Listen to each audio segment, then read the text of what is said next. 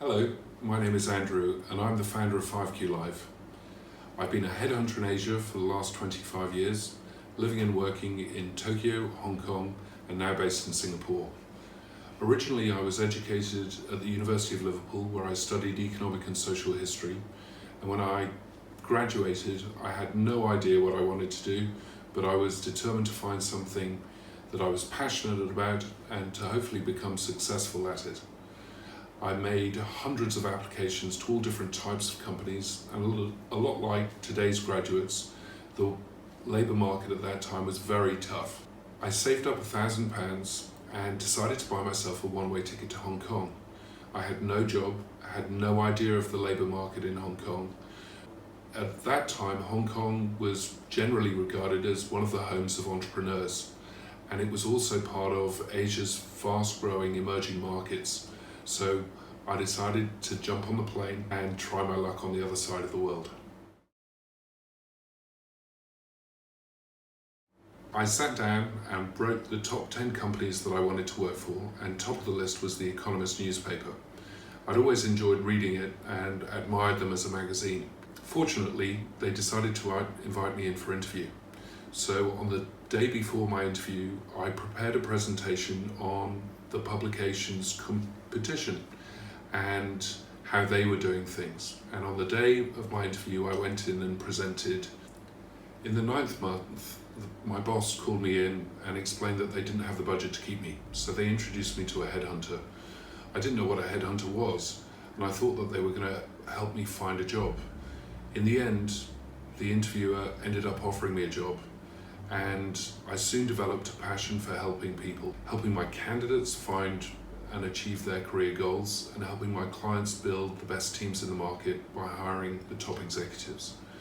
I worked on a wide variety of different assignments across all the different countries in Asia, at all different levels of functions within companies, everything from CFOs to steelmakers, from tax consultants through to sales and marketing managers.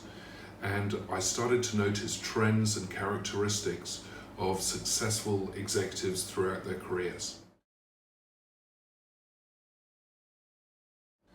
My partners and I make all different types of hires for our companies, everything from consultants to researchers, from marketers to developers. But the big three qualities that I look for are motivation, determination, and empathy. Now, self-motivation and being a self-starter is vital. My hires that I normally make, I like to empower those hires so that they can fulfill their full potential. And for that to happen, I'm really looking for that hunger and ambition inside an individual so that they can be all that they can. Now, I was recently hired a developer who at the end of the interview asked me as we were leaving, why didn't I ask him about his GPA score? So I asked him, and he shared with me that his GPA score was just 3.0. And he was a little shy and bashful about this score.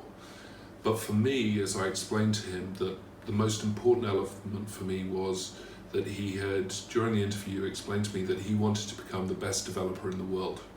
And that drive and ambition really resonated with me, because I know that whatever the obstacle that he comes across, he'll be able to overcome it.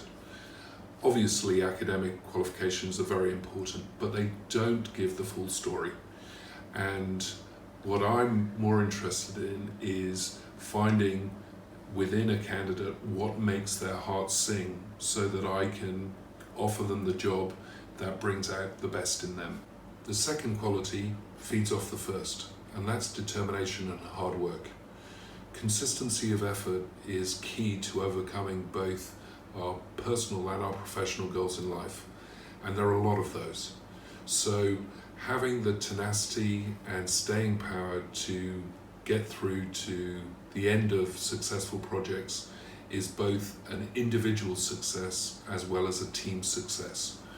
When you start to listen to many of the most successful entrepreneurs and CEOs in the world, you'll find that they repeatedly suggest two things. The first is that we must practice, and more practice. In other words, become an expert at what we do, and that's through that persistency is hard work. And the second is that we need to push ourselves ever harder. Many of us had mothers who pushed ourselves, and to all those mums out there, thank you very much. You were right.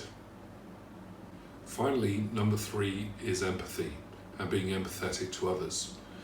As headhunters and recruiters and technology service providers, our clients and customers are the main show, and it's vital that we listen to their needs and provide them with the best solutions and the best advice possible. At the end of the day, they are unique, and each different client is different in their requirements. So the important thing for us to become great advisors is to become great listeners. The added bonus, of course, is that through listening more than talking, we're able to ultimately become better people ourselves.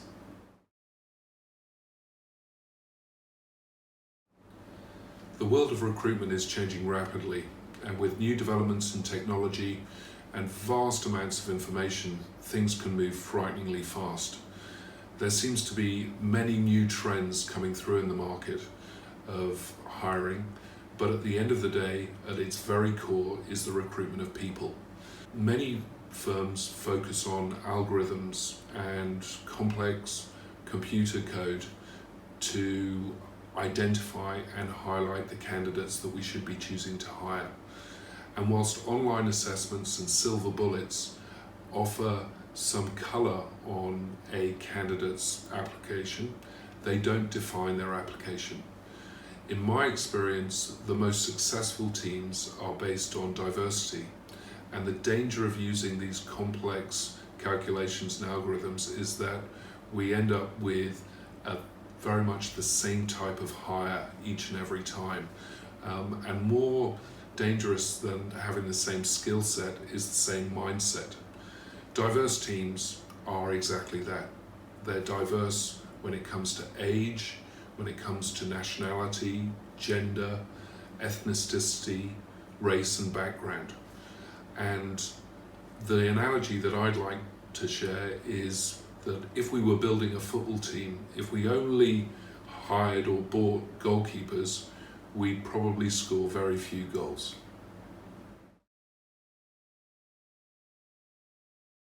How to turn no's into yeses is the goal in any interview. But before I get to my golden tip to win in an interview, I should explain that every no gets you closer to a yes.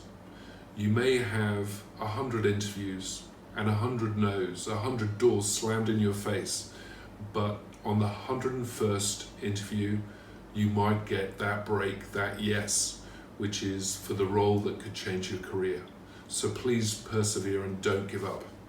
Now, in my opinion, the single most important factor in winning in an interview is being prepared.